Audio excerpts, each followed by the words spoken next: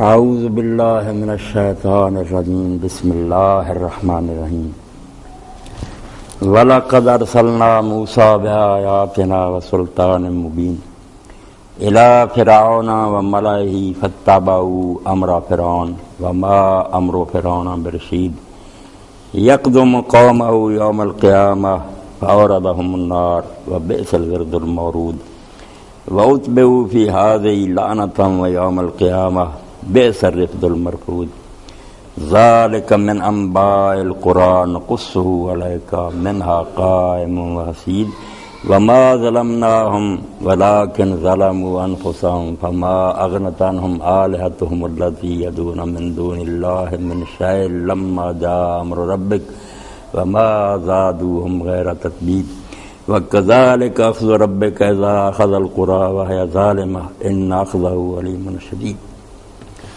اللہ اکبر۔ میں نے سورہ ہود کا 9واں رکوع جو ہے اس کی آیات پڑھی۔ سورہ ہود قرآن مجید کی ان صورتوں میں سے ہے کہ جب یہ اللہ کے رسول علیہ السلام پر نازل ہوئی تو حالانکہ اللہ اپنے رسولوں کو ہر لحاظ سے صرف روحانی نہیں جسمانی طور پر بھی صحیح اور تندرست پیدا کرتا، ان کی قوت، ان کے اعضاء بہت اعلیٰ اور اونچے ہوتے ہیں، مگر رسول کریم علیہ السلام کے بال سفید ہونے شروع ہو گئے، بڑھاپے کے آثار طاری ہو گئے۔ تو صحابہ کرام رضوان اللہ علیہم اجمعین نے پوچھا کہ اللہ کے رسول اتنی جلدی آپ پر بڑھاپا آ گیا؟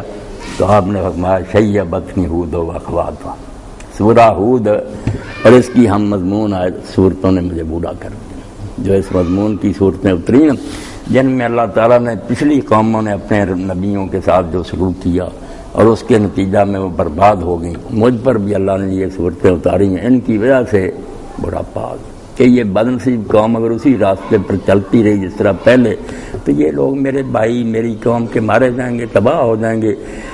تو ان میں اللہ تعالیٰ نے 7 پیغمبروں کا سورہ ہود میں ذکر کیا، جن میں آخری قصہ موسیٰ علیہ السلام کا سنایا۔ موسیٰ علیہ السلام کی ٹکر براہ راست فرعون اور اس کے درباریوں سے ہوئی، بجائے عوام کے انہوں نے حکمران جو تھا وقت کا تو اس کو ہی پہلے مخاطب کیا۔ اس سے یہ بات سمجھ میں آئی کہ جو لوگ حکومت کو چھوڑ کر کوئی الگ راستہ ڈھونڈتے ہیں نا کہ کوئی اصلاح ہو جائے گا، دین آ جائے گا، وہ پاگلوں کی دنیا میں آباد ہے۔ حکمران جو ہے اس کی حیثیت چشمے کی ہے، اگر چشمہ گندا ہوگا وہاں کتا مرا ہوا پڑا نا تو پھر پانی جو آئے گا سارا ناپاک ہی آئے گا۔ کبھی سوال نہیں پیدا ہوتا کہ امت ٹھیک ہو جائے، امت بیچاری ٹھیک ہونا بھی چاہے کیا کریں گے، مدرسے ان کے قبضہ میں، عدالتیں ان کی، پولیس فوج ان کے پاس، روزی ان کے ہاتھ میں، کون سا جزیرہ نہ جا کر یہ مشقیں کر کے ولایت حاصل کر لیں۔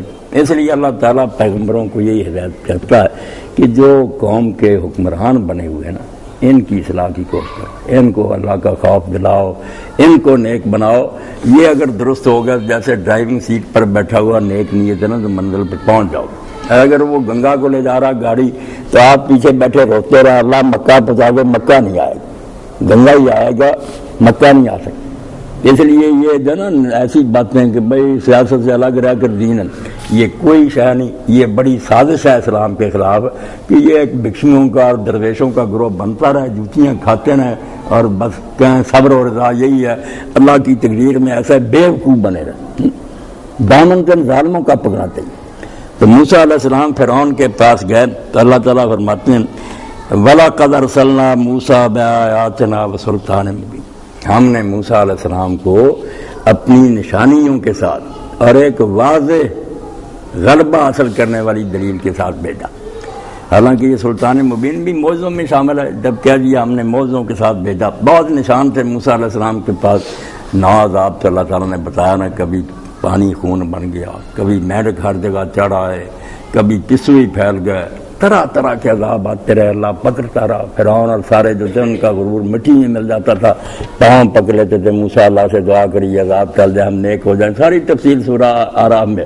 پھر بدماش بن جاتے تھے، وقت گزر جاتا تھا، سب وعدے معاہدے بھول جاتے تھے۔ مگر ایک نشان تو جو نا اس کو اللہ نے کہا کہ جیسے کہہ دیتے نا فرشتے ساتھ پھر آ جاتا جبریل اور میکائیل، ایک عام چیز بیان کرنے کے بعد پھر جو نمایاں ہوتے ہیں نا ان کو الگ بھی بیان کیا جاتا۔ فرمایا بڑے معجزے تھے ہمارے موسیٰ علیہ السلام کے ساتھ، اور ایک معجزہ تو بالکل ایسا تھا جس کے سامنے کوئی ٹھہر نہیں سکا، وہ عصا تھا۔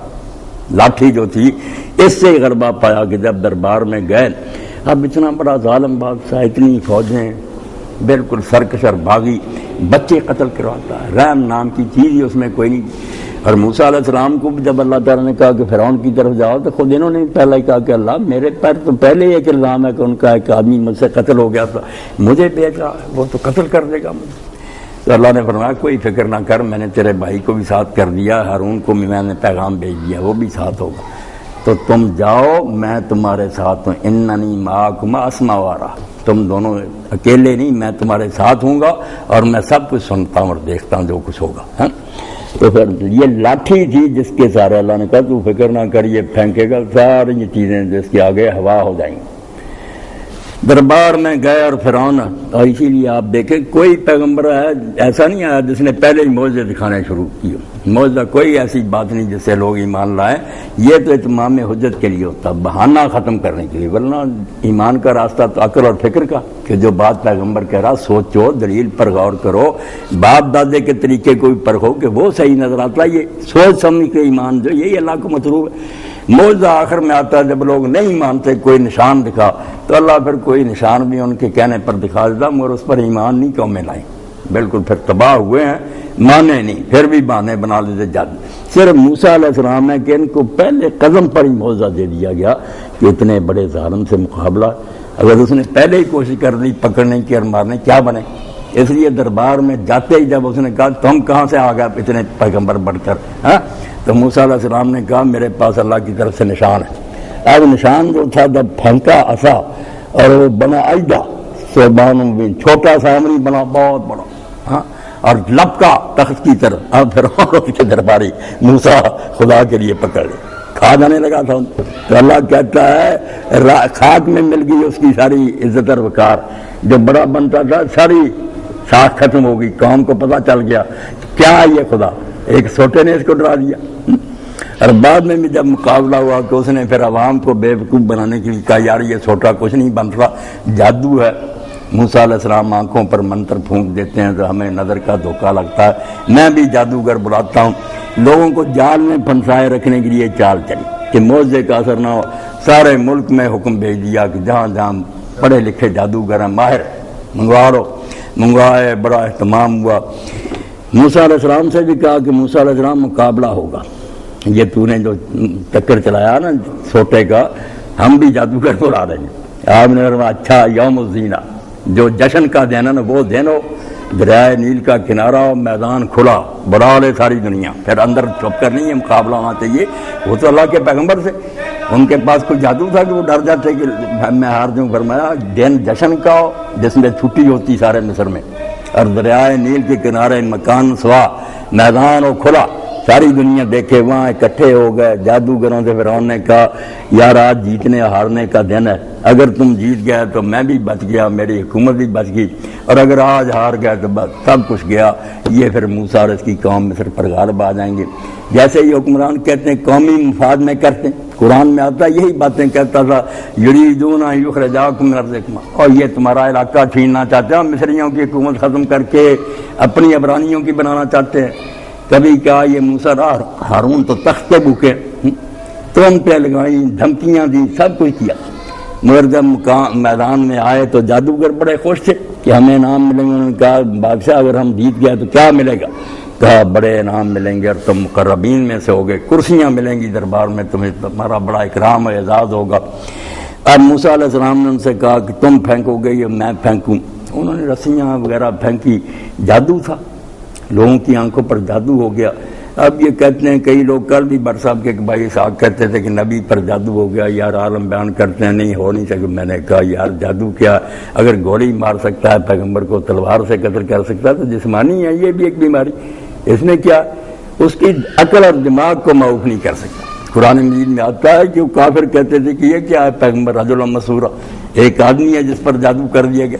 تو اب یہ پرویزی کہتے کافر بھی کہتے تھے کہ اس پر جادو کر دیا گیا، تم مولوی مانتے ہو کہ جادو کر دیا گیا، تو بات تو ہے کہ تم کافروں کے ساتھ مل گئے۔ نہیں سمجھنا چاہیے، کنٹراڈکشن نہیں ہے، بالکل الگ بات ہے۔ اگر جسمانی حد تک رہے کہ آدمی بیمار ہو گیا کوئی بات نہیں، یہ اگر زہر کھلایا جا سکتا تو اس سے بھی اثر ہو گیا کچھ نہیں۔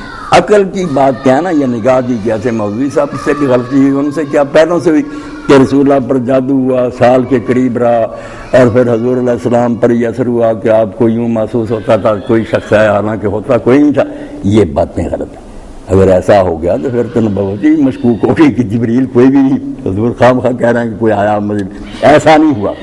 معمولی اثر جسمانی بیماری ہو بھی عمر میں عائشہ رضی اللہ عنہ، اس سے زیادہ کچھ نہیں ہوا کہ حضور علیہ السلام جو تھے نا وہ فریضہ زوجیت ادا کرنے سے قاصر ہو.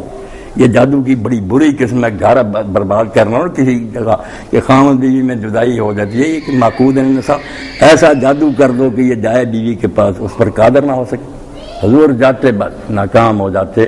یہ جادو تھا تھوڑے دن، اس کے علاوہ کچھ نہیں تھا. نہ آنکھوں پر کوئی اثر تھا، نہ دماغ پر تھا.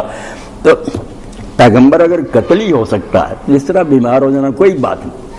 عقل پر اگر ہو جائے، جیسے کافر کہتے تھے کہ اس کا دماغ ہی خراب ہو گیا، پیغمبر کوئی نہیں، جادو کی وجہ سے یہ جھوٹے دعوے، وہ جادو غلط ہے.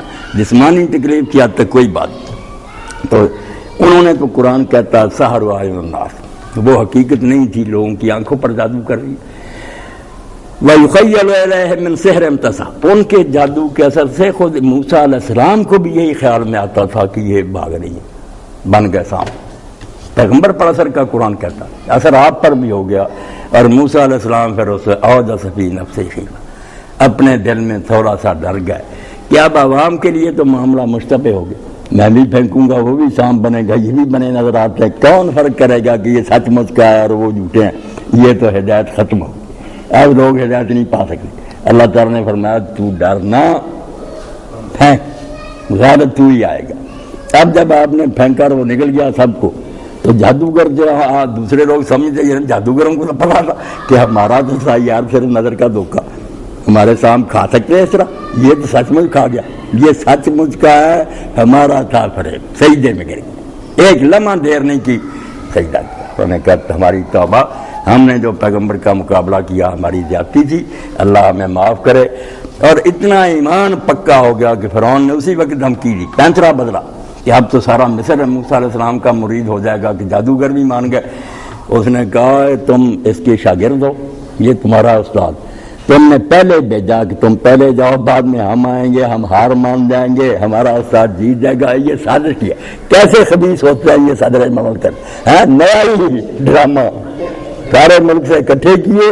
جب ہار گیا تو کہنے لگا نہیں یہ تمہارا بڑا ہے، تم نے مل کر سازش کی، اور ساتھ ہی دھمکی دی کہ شاید یہ مان جائیں. کہنے لگا میں ایک طرف کا ہاتھ اور دوسرے طرف کا پاؤں کٹوا کرنا کھجور کے تنوں پر تمہیں ابھی لٹکا دوں گا، تم مانو گے کہ ہاں ہم نے سازش کی. اب وہ مومن ہو گئے.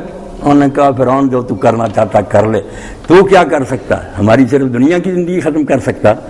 ہم پہلے اس گناہ پر شرمندہ کہ ہم نے پیغمبر کا مقابلہ کیوں کیا. ہم اپنے علم سے جانتے ہیں کہ جادو کیا موزہ، ہم کیوں ڈریں، کاٹ دے ہاتھ پاؤں، اللہ ہمارے گناہ بخش دے گا اور ہم جنت میں چلے جائیں. تو اللہ فرماتا ہے کہ ہم نے موسیٰ علیہ السلام کو اپنے بہت سے نشان اور معجزے دے کر بھیجا، اور ایک معجزہ تو بالخصوص ایسا دیا جو ہر چیز پر غالب آ جاتا تھا. اِلیٰ فرعون و ملئہ، فرعون اور اس کے درباریوں کی طرف بھیجا. بات وہی سمجھائی کہ تبلیغی جماعت اگر بن جاؤ گے نا بسترے اٹھا کر تو اللہ اللہ ہے، پھر دین کو سلام ہی کرنا پڑے گا. طاقت کا سرچشمہ صاف کرو، جہاں سے برائی آ رہی نا اس کو درست کرنے کی کوشش کرو، طاقت سے کرو یا جمہوری طریقے سے. حکومت کی تبدیلی اول نمبر، قیادت کی تبدیلی کے بغیر کچھ نہیں ہوگا. فرعون اور اس کے درباریوں کی طرف بھیجا. تب تابع امرا فرعون، سب کچھ دیکھنے دکھانے کے بعد بھی بیوقوف قوم نے موسیٰ علیہ السلام کا ساتھ نہیں دیا. فرعون کی بات مانتے رہے، اس کے حکم پر ہی چلتے رہے. وما امر فرعون برشید، حالانکہ فرعون کا حکم، اس کے جو اعلانات تھے وہ درست نہیں تھے، سیدھے راستے پر وہ قوم کو نہیں چلا رہا تھا، بیوقوف بنایا ہوا تھا. میں قومی مفاد میں کر رہا ہوں، پاکستان کے لیے کر رہا ہوں، ایسے ہی احمد کہتا ہے. سورہ مومن میں جو تقریر ہے اس میں کہا موسیٰ تمہیں گمراہ کرتا ہوں، ما اہدیکم الا سبیل الرشاد، میں سیدھے راستے کی طرف تمہیں لے کر جانا چاہتا ہوں، خیر خواہ ہوں قوم کا، ایسی تقریریں کرتا.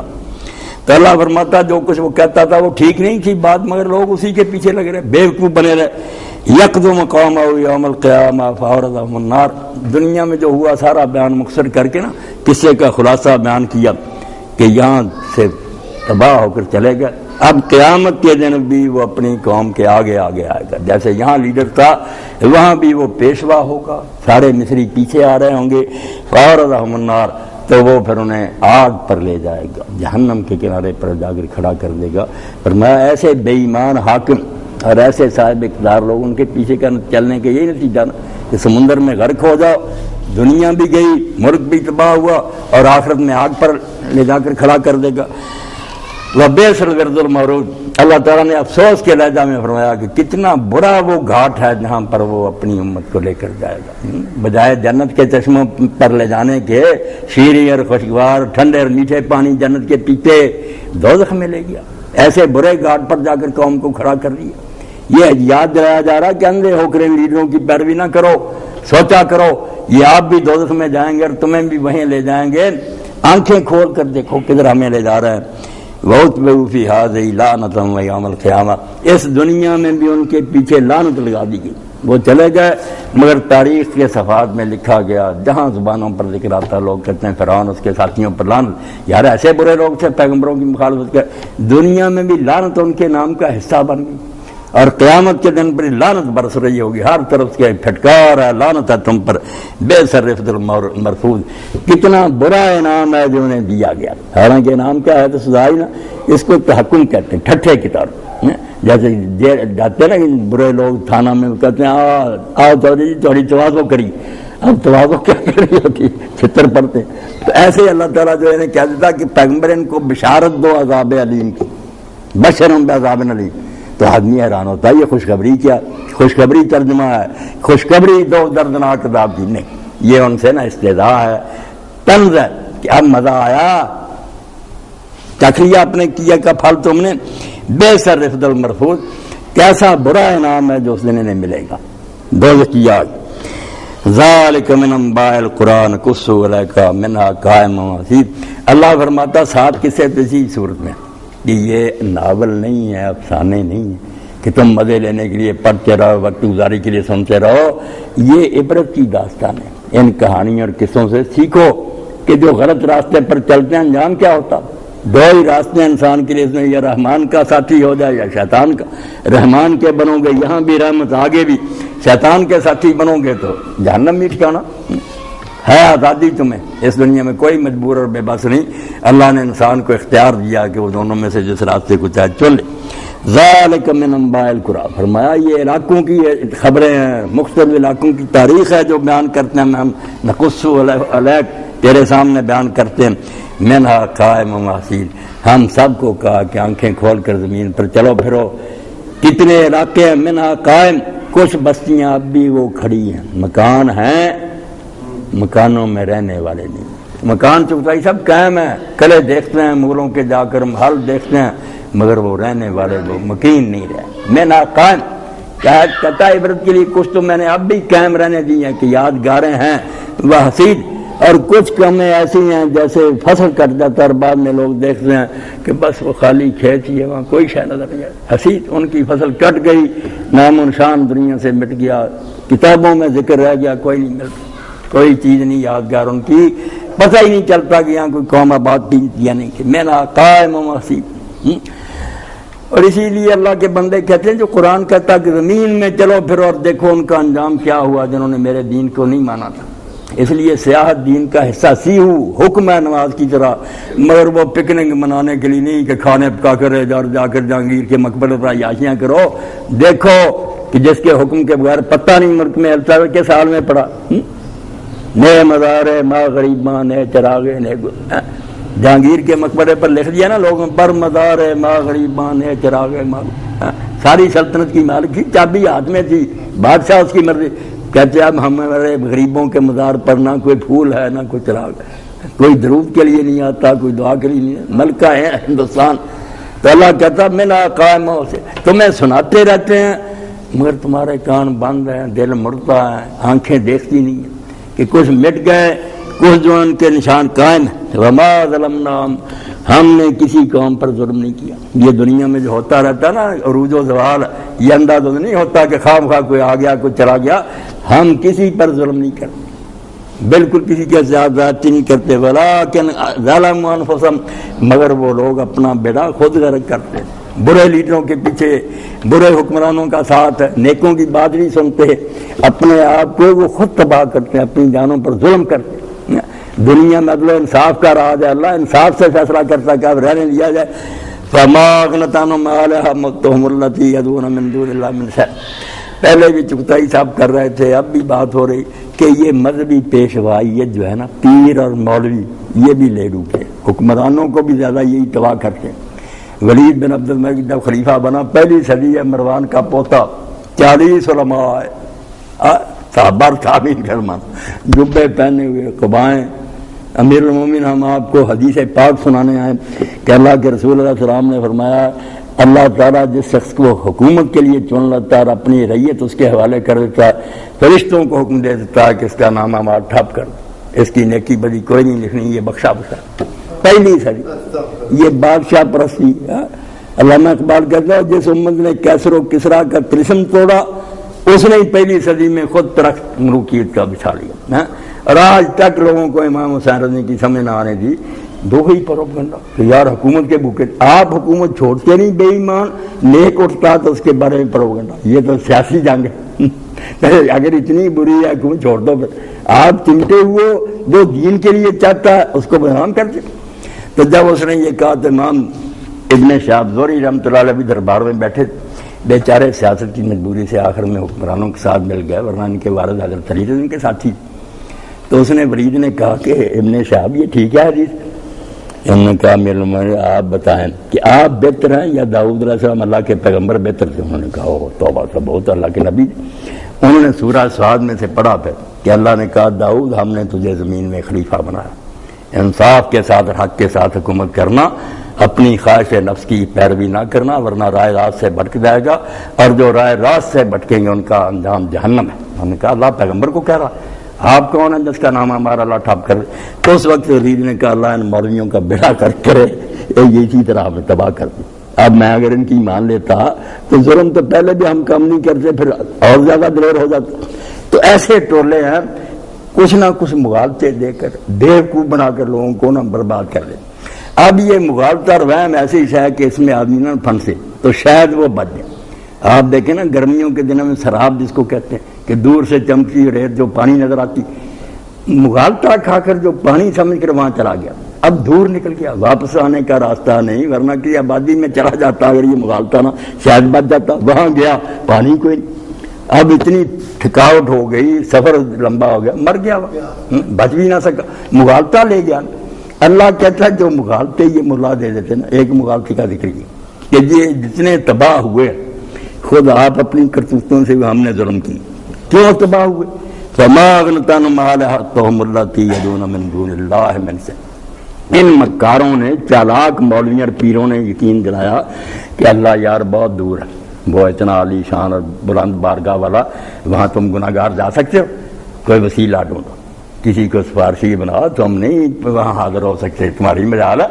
اتنے گھٹیا، دیکھیں نا تصور کیسا عجیب ہے، اللہ اتنا اونچا، تم اتنے گناہ گار ہیں، تم جاؤ گے اللہ کے پاس؟ اور بھائی کوئی مقدس آدمی ڈھونڈو، پاک، اس کا وسیلہ ڈھونڈو، تم اس سے اپنی بات درج کرو، وہ اللہ سے جا کر بات کرے گا۔ وسیلے، اور وسیلہ کیا ہوتا ہے؟ کسی بزرگ نے نہیں کہا ہوتا، اس کی جا پھر خود سنبھال لیتے ہیں، قبر پر خود بیٹھ جاتے ہیں، جو چڑھاوے جاتے کھاتے خود ہیں، نام داتا صاحب کا ہوتا، داتا صاحب وہاں کچھ نہیں کرتے، نہ کھاتے ہیں نہ نذرانہ، مجاور کھا رہے ہیں، شرابیں پی رہے ہیں، فیم کھا رہے ہیں، اس کے نام پر کاروبار کرتے ہیں۔ اسی لیے اللہ نے سارے ڈرامے کو نا شرک کو مکر کہا کہ یہ ایک فراڈ ہوتا ہے لوگوں سے، پہلے اللہ کو دور دراز ثابت کیا، اتنی شان بیان کی بندہ ڈر گیا کہ اتنے بڑے بادشاہ کے سامنے میں جاؤں گا، پھر وسیلے دیے، وسیلہ ہے کوئی اس کی جہاں بیٹھ کے ہم ہیں جانشین، اس کے سجادہ نشین، گڈی نشین۔ تو اللہ کہتا فما اغنت عنہم آلہتہم التی یدعون من دون اللہ، اگر وسیلے نہ مانتے ہوتے، صرف اللہ کو مانتے، شاید کبھی ڈر جاتے، توبہ کر لیں، مگر اس چکر کی وجہ سے وہ پوچھتے رہے خیالی اور فرضی دیوتاؤں، درباروں، درگاہوں کو، تو جب پھر عذاب آیا فما اغنت آلہتہم التی، ان کے وہ جو بزرگ اور درویش تھے مشکل کیا، کسی نے کام نہیں کیا، تو ہوتا تھا نا، وہ تو ریت چمکی تھی، فما اغنت عنہم آلہتہم اللتی یدعون من دون اللہ، اللہ کے سوا جن جن کو پوچھتے تھے نا کوئی پھر ان کی مدد کو نہیں آیا. جب عذاب آیا تباہ ہو. چین میں زلزلہ آیا، دوسری جگہ برباد ہو گئے. من شے اللہ پاک نے ذرا برابر بھی فائدہ نہیں پہنچایا، تھوڑا ہی کچھ ان کا سوال نہیں آئے. لما جاء امر ربک، جب تیرے رب کا حکم جاری ہو گیا، کیا بن کے جرائم حد سے بڑھ گئے، کر دو تباہ، کوئی امداد کے لیے نہیں آیا. وما زادوہم غیر تقدیر، اور جو یہ بزرگ تھے دیوتا اور مشکل کشا، انہوں نے بجائے کچھ ان کے سنوارنے کے ان کی ہلاکت میں اور اضافہ کیا. ان کو نہ پوچھتے ہوتے شاید توبہ نصیب ہوتے، اسی وہم میں پڑے رہے کہ ہمارے چھڑانے والے بڑے، تو اس شرک نے ان کو مزید ہلاکت میں پھینک لیا. وَكَذَلِكَ أَخْذُ رَبِّكَ إِذَا أَخَذَ الْقُرَىٰ وَهِيَ ظَالِمَةٌ. اللہ پاک فرماتا ہے اسے یہ نہ سمجھنا کہ پرانے وقتوں کی باتیں اب نہیں ہوگا، تیرا رب اسی طرح پکڑتا ہے جب وہ علاقوں کو پکڑتا اسی وقت ہے جب وہ ظالم. وہ لوگ اپنے آپ کو خود برباد کر رہے ہوتے ہیں، خیر خواہوں کی بات نہیں مانتے، جو برباد کرنے والے ہوتے ہیں ان کو مانتے ہیں. ان اخذہ علیم شدید، تیرے رب کا پکڑنا بڑا سخت ہے اور بڑا دردناک. جب وہ پکڑتا نہ پھر چھڑا سکتا، پکڑ مضبوط ہوتی، اور دردناک ایسا کہ دنیا کانوں پر ہاتھ رکھتی ہے کہ توبہ، ایک ہی لمحے میں لاکھوں آدمی دنیا سے چلے گئے. تو قرآن مجید میں جو علم کے ذرائع بیان ہوئے ہیں وہ یہی ہے کہ سابقہ انبیاء کی کتابیں پڑھیں جو اللہ کے رسول، ایک وہی ہے، دوسرا مشاہدہ. یہ آپ سائنس کو نہ برا بنائیں، وہ پہلے ہی بات ہوئی، لوگوں نے خود ان کو زبردستی دوسری طرف دھکیل دیا. ورنہ اللہ تعالیٰ کی قدرت کے نشانات پڑھنا، ایک ڈاکٹر جو تشریح العذاب پڑھتا ہے ایک ایک جسم کے رونگٹے کا کہ کیسے عجیب و غریب طریقے سے اللہ نے پیدا، اس کا کیا فنکشن، اسی طرح باٹنی کا پڑھتا ہے کہ پتا، تو یقین جانے کہ رونگٹا جو نا انسانی جسم کا اور ایک ذرہ وہ اللہ کی معرفت کا دفتر نظر آتا. صحیح طریقے سے سوچے کہ یہ ساری پلاننگ نظر نہیں آ رہی کہ کسی نے سوچ سمجھ کر بنایا کہ یہ چیز ہوگی تو اس کا حل یہ، ہر چیز ایک دوسری سے متعلقہ، کائنات جو ہے نا جڑا ہوا ایک سارا نظام نظر آتا ہے. یہ ایک ایسی عمارت ہے جس کا ایک ذرہ ریت جو ہے نا سوچ سمجھ کر رکھی. تو اللہ تعالیٰ نے فرمایا کہ یہ ایک تو وہی، دوسرا مشاہدہ کائنات، اور ساتھ یہ تاریخ جو ہے دنیا میں جو کچھ ہوتا آیا اور یہ ہو رہا، اس کو آنکھیں کھول کر دیکھا کرو. یہ صرف اخباریں پڑھنا نہیں، نہ خبریں سننا، دین ہے. اس سے نتیجہ نکالا کرو کہ جب لوگ ظلم کرتے ہیں اللہ دیکھ رہا ہوتا ہے، جب حد سے بڑھ جاتے ہیں وہی بڑے بڑے ڈکٹیٹر جو ہے نا بھاگتے، انہیں راستہ نہیں ملتا، ان کی لاشیں بازاروں میں گھسیٹی جاتی ہیں، مگر تمہیں عبرت نہیں حاصل ہوتی. تم سمجھو نہیں یہ کھیل تماشا نہیں، یہ دنیا پورے قانون اور ضابطے کے تحت چلائی جا رہی ہے. تو یہ چیزیں ساری قرآن پاک کی روشنی میں ہمارے سامنے ہم پر نہیں آنکھوں سے بھی دیکھتے ہیں کہ خود مذہبی لوگ بھی مل جاتے ہیں ظالموں کے ساتھ. جاگیردار اور سرمایہ داروں کا مفاد تو پہلے ہی حکومت سے وابستہ ہے، یہ سارے اکٹھے رہتے ہیں، بظاہر خلاف بھی بیان دیں گے، اندر سے ایک ہی ہوتا. فرعون جب تک کون سے 3 آدمی تھے، فرعون، حامان اور قارون، باقی متحد ہی تھے. فرعون کیا تھا؟ سیاسی حکمران. قارون کیا تھا؟ سرمایہ داروں کا نمائندہ، دولت. اور حامان کیا تھا؟ مذہبی پیشوا، سب سے بڑا گرو گھنٹال ہے. اس لیے یہ مجلس عمل مل گئی اس وقت، اور سرمایہ دار مل گئے، حاکم مل گیا. تینوں نے جکڑ رکھا تھا مصر کو. موسیٰ علیہ السلام کی نہیں سنی، سارے دریا بند ہو گئے. اللہ توفیق دے، عبرت حاصل کرنی چاہیے کہ یہ دنیا تماشے کی جگہ نہیں، سمجھنے کی جگہ. وآخر دعوانا ان الحمد للہ رب العالمین وصلی اللہ تعالی علی خیر خلقہ محمد وآلہ وسلم. اللہ اکبر. جی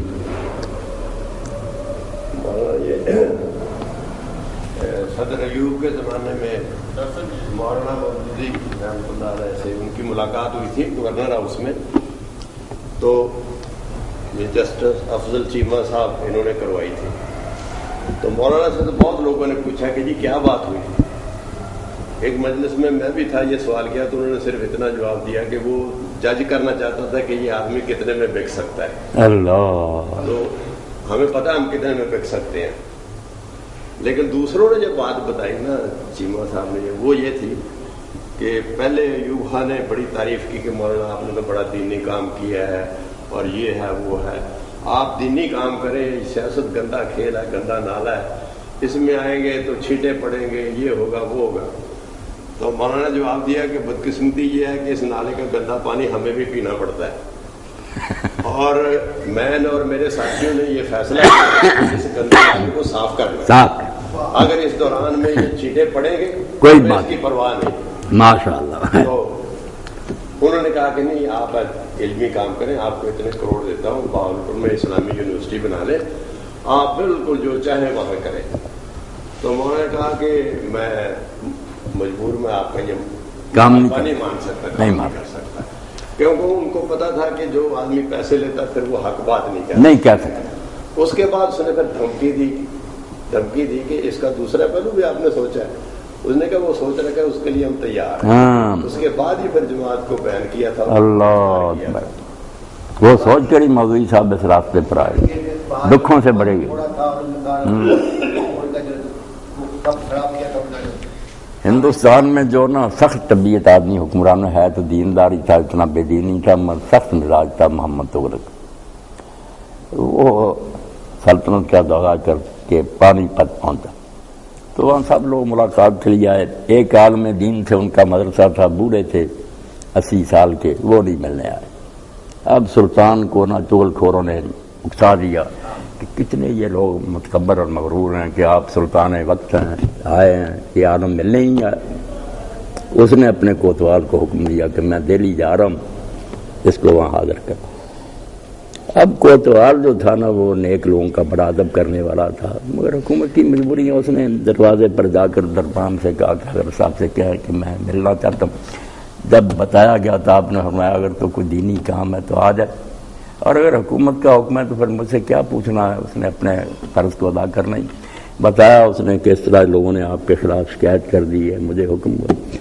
تو آپ نے نا اپنے کندھے پر اپنا جانماز جو تھا رکھ لیا، بیٹا ساتھ تھا، اس کو بھی لے لیا، نور الدین کو۔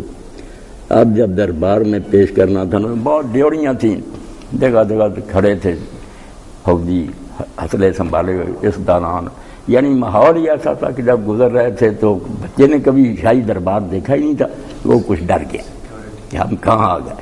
تو آپ نے فرمایا بیٹا نور الدین، اللہ بڑا ہے، یہ سارے لوگ اس کے سامنے کوئی حیثیت نہیں ہے۔ اللہ اکبر کا کلمہ اس وقت بیٹے کو سمجھا کہ بیٹا یہ پتلیاں ہیں، اللہ نے چاہ رہا یہ کچھ نہیں کر سکتے، ہوگا وہی جو اللہ کے حکم سے ہوگا۔ جب لے گئے انہوں نے جا کرنا السلام علیکم کا ہاتھ ملایا۔ اس نے جب لوگوں کو توقع تھی کہ سلطان بڑا سخت ہے، وہ تو بڑی زیادتی کرے گا، مگر نہیں، زیادتی نہیں ہوئی۔ اللہ نے اتنا رعب ان کا اس کے دل پر تاری برابر بٹھایا، ہاتھ ملایا اور پوچھا کہ مدرسے کا کیا حال ہے، چل رہا سارا، ایسی باتوں میں نہ تھوڑی دیر لگا، اور پھر وہ کہا کہ اچھا رخصت کرو، اور ساتھ جو تھا نا اپنے منشی مصدیوں نے کہہ دیا کہ یہ تھیلی بھی پیش کرنا۔ جب باہر نکلے انہوں نے وہ رقم جیسے ڈاکٹر صاحب نے کہا کہ بک جاتے ہیں جو لوگ، پیسے پیش کیے۔ آپ نے فرمایا نہیں، مدرسہ اللہ کے سارے چل رہا ہے، اللہ وہاں سارے اخراجات دے، میں نہیں لوں گا۔ جب چکا تو اس نے نا پھر سلطان نے کہا کہ آج تک جتنے لوگ میرے ساتھ ملے ہیں انہوں نے ہاتھ ملایا، سب کا ہاتھ کانپتا تھا، بے شک وہ گورنر تھے یا وزیر ہوتے، کانپتا تھا۔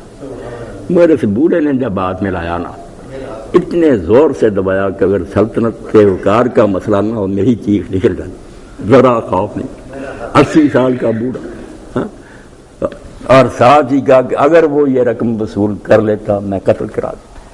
مگر جب اس نے رقم نہیں نہ لی، میں نے سمجھ لیا کہ یار ان لوگوں کی بے خوفی کا جو ہے نا اثر رہا کہ مجھ سے نہیں ڈرتے، وہ یہی کہ جو ڈرتے ہیں ان کے ہاتھ کانپ نہیں ہے، جو نہیں دیکھتا کہ سلطان طور سے میں نے کیا لینا، وہ کیوں ڈرے گا۔ تو واقعی اللہ کے بندے جن کو اللہ ان کے اس کام کے لیے چنتا ہے وہ برگزیدہ لوگ ہوتے ہیں، ان کو حوصلے خدا دیتا ہے، ہماری طرح کے ہوتے ہیں مگر اندر دل ان کے بہت قوی ہوتے ہیں۔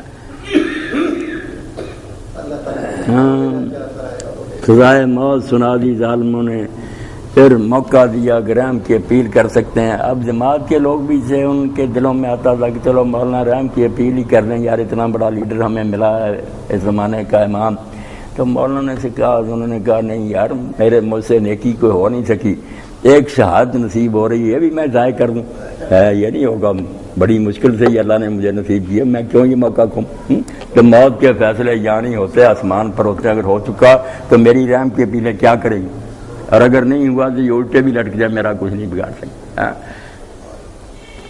اب ناخلف لوگوں نے ہم نے ان کا تحریک کا بیڑا غرق کر دیا نا، ورنہ ایسی تحریکیں برپا ہوتی نہ ایسے لیڈر روز روز امت کو نصیب ہوتے.